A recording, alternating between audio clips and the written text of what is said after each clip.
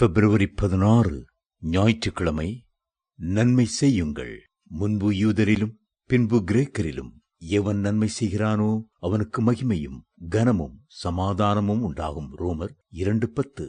தனி ஜெபத்தின் மேன்மை என்னவென்றால், நாம் முழங்காலிலே நின்று அநேகம் பேருக்கு நன்மை செய்ய முடியும். அநேகம் பேருக்கு தெய்வீக சுகத்தையும் ஆறுதலையும் சமாதானத்தையும் சந்தோஷத்தையும் மன நிறைவையும் நிம்மதியையும் உங்களால் கொண்டு வர முடியும்.